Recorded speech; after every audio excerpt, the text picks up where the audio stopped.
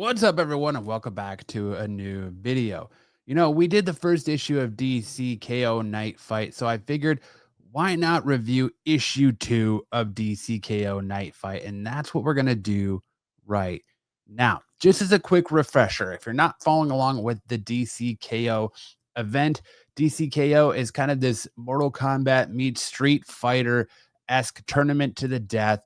All of the heroes and villains in the DC universe are vying for the chance to win that Omega energy and face off against Darkseid to become King Omega.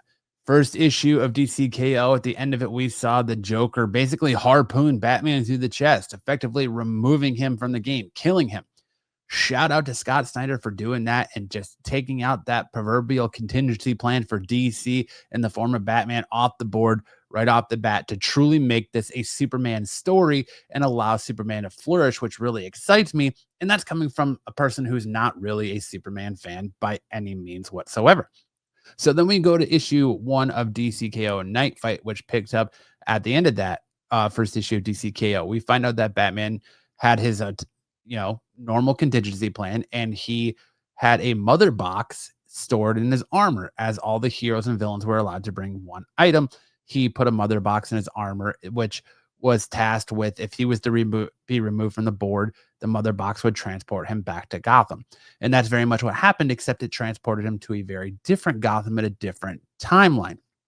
So in that timeline, he's not Batman, or at least not anymore. In that timeline, he finds out that Dick Grayson has taken up the mantle of Batman, and in return, kind of made his own Robin Incorporated, if you will, and he was running the streets of Gotham with this army of Robins. So a battle between Batman Bruce Wayne and Batman Dick Grayson ensues, and that's kind of where issue 2 of DCKO presents Knightfight number 2 picks up, and we have this internal monologue with Batman, and he says, as he's standing outside the statue that is kind of a memorial to Tim Drake, Jason Todd, and Damian Wayne, as we found out in issue 1, Batman supposedly killed all of them in this universe.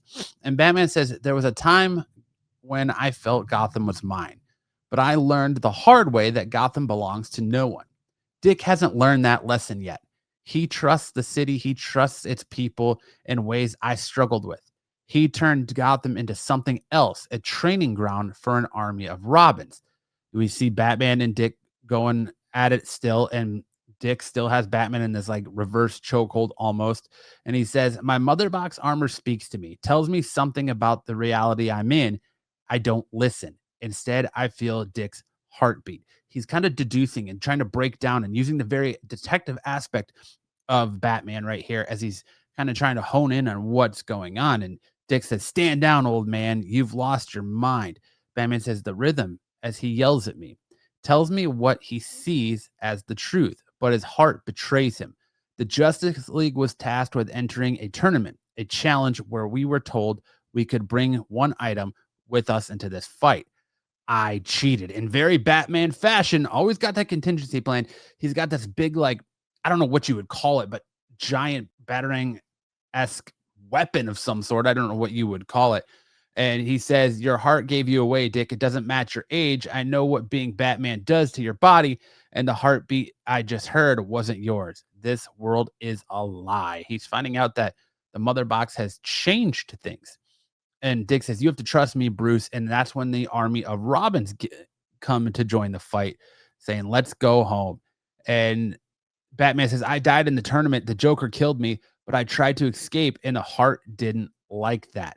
So he's feeling the ramifications of putting that mother box in his suit, effectively cheating the rules of this tournament and transporting himself back to Gotham. But like we found out, it's a very different Gotham on potentially a different timeline. And he said, so it made this world for me. And all these other Robins start coming in. And Dick says, I thought I could save you, Bruce. Even after what you did to Jason, Tim, and Damian, I still wanted to help you. But now I see you're going too far. I don't even need to fight you. Look around. My Robins are everywhere. You can never escape them. And so that's when they start this battle. And Batman starts to kind of like I don't know, almost mock Dick and make fun of him and just say like, I trained your brothers and sisters and you, I didn't have to use my Robins as a tool. I fought alongside my Robins. And he says, he just throws down this gauntlet of, I bet my Robins can kick your Robins' asses.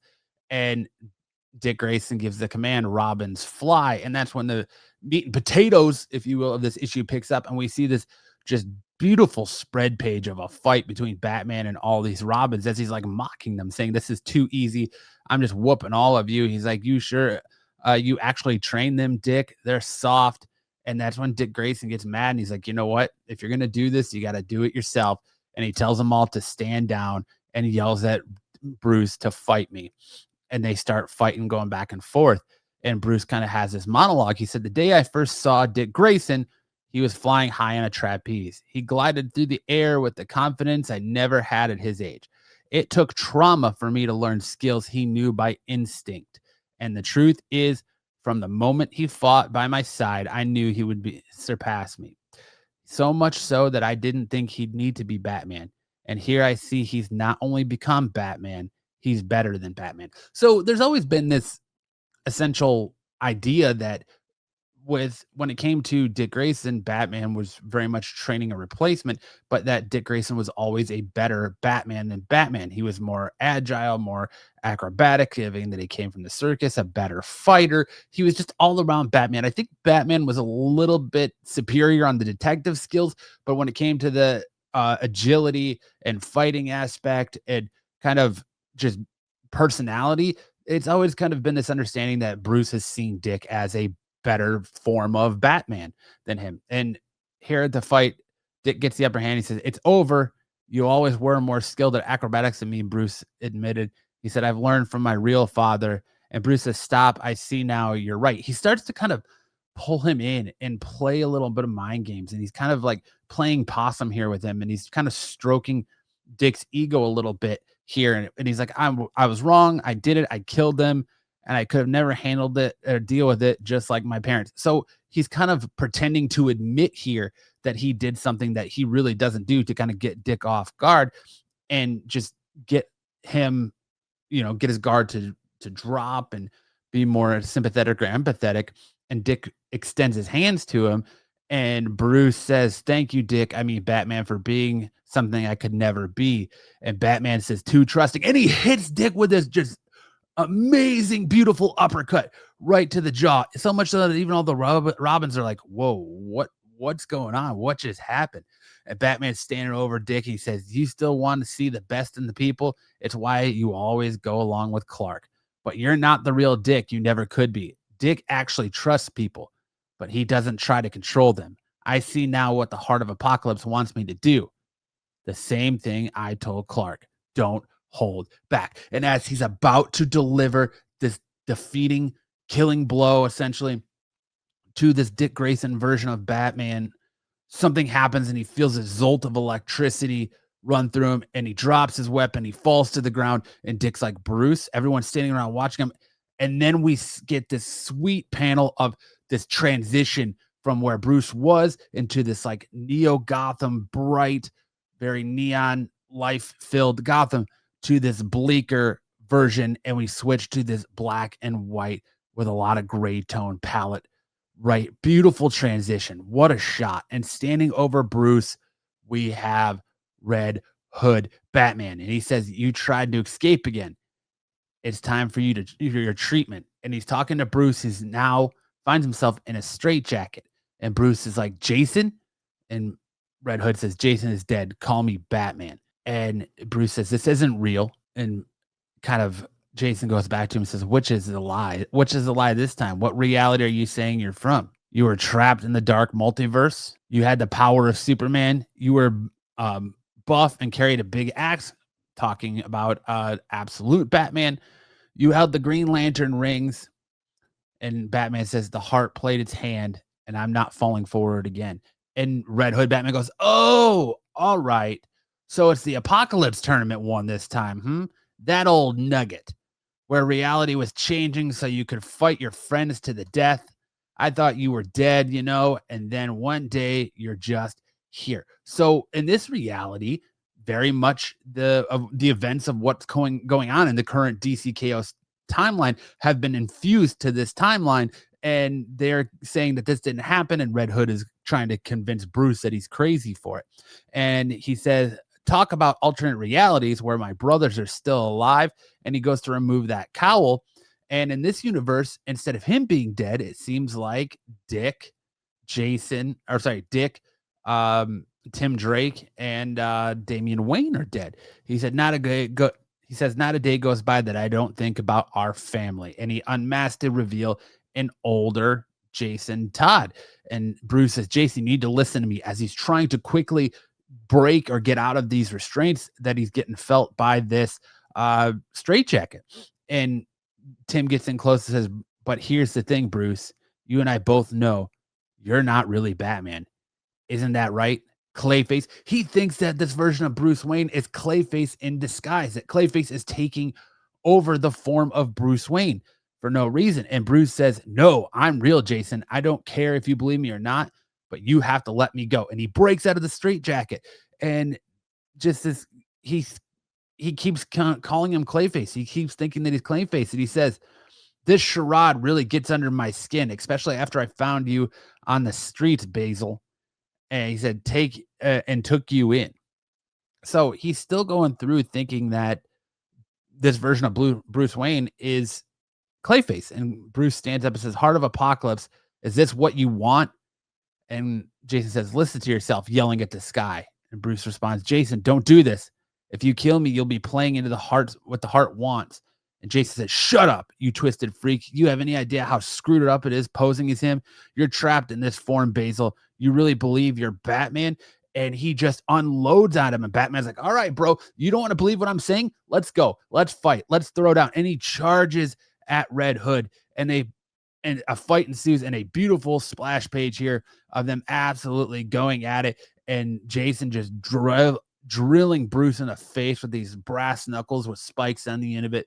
Very brutal fight, but Batman kind of gets the better of him with a double drop kick and says, I'm sorry, Jason, sending him flying into the cell. I have to say again, I love these panels. I love the darkness of it. And really the only color you get in this is the red of Red Hood. I think it adds so much just beauty and distinction to the pages and this world in this book. So he gets the better of Jason, and he says, this may not be the same Arkham I know, but going up has always resulted in a way out. So he's trying to escape Arkham, and he gets up to the top, and we get to the top of the Arkham, and he gets to the cityscape, and it's this black cityscape with this red hue to the sky. And he says, a cacophony of people's lives, good and bad, joy and fear, and a massive orchestra. I've spent countless nights listening to the city, the sounds of the people, the hum of the electricity, but now nothing. The sky, it's silent. There's nothing here. And Red Hood appears behind Batman or Bruce Wayne, and he says, now you're getting it, Basil. You're remembering the truth. You thought you could escape Arkham, but Gotham is Arkham now. And essentially what happened is the Joker releases this gas in the city, and they couldn't contain it. So they had to contain it by putting a dome, very much Simpsons-esque, over it to have this gas be contained. And Jason says, the thing I've learned from watching Bruce was how to be alone. And just like him, that's my destiny, to save Gotham alone. And Bruce says, what happened? And Jason's like, Joker. He launched the biggest joke of all. He managed to evacuate the city. The dome keeps Joker's gas trapped. I had to stay behind to keep it safe, isolated. The plus side is not a single crime has happened in 20 years. So we find out that Jason has been being Batman for 20 years, and he's been doing it by himself. And Bruce says, 20 years by yourself? And Jason goes on to say, there are days when someone risks it. They try to break in and get exposed to the Joker gas, and I deal with them. Then you come along claiming to be Batman. And Batman kind of just starts going on his own head. He's like, no, this is all wrong. This is a game. And Jason whips out this like bat taser, and he's like, you need to accept it, Basil. You're not Batman anymore. And that's when Bruce kind of snaps. He says, you know what? If the heart wants me to believe that I'm Clayface, I'll play. And he transforms into Clayface. Bruce Wayne takes on the form of Clayface and somehow transforms into Clayface. This opens up a whole new level to the story and what the Mother Box is doing and what's going on in his realities. It's super crazy, but he flips out, turns into Clayface, starts attacking Jason. Jason starts fighting back, and that's where this issue ends, where Batman versus Red Hood and Clayface. Absolutely crazy. I can't believe what's going on here. Shout out to Joshua Williams. Absolutely killing it. I absolutely love this issue. I loved issue 1. I loved issue 2. Like I said, this is one of the best, if not the best tie-in in DCKO right now. I'm so much loving DCKO. It's an event for the ages. It's been a long time since I've gotten super excited about a DC event, and DCKO has done just that. Issue 1 was solid. Issue 2 was solid. And issue 1 and 2 of DCKO at Knightfight have been absolutely phenomenal. Let me know in the comment section below what you thought of DCKO Knightfight issue 2. And of course, let me know what you're thinking of DCKO overall. But that being it, I want to thank you so much for checking out this video. Make sure to hit that like and subscribe button. Let me know if you like these reviews and you want me to do more of them. And I will see you guys later. Peace.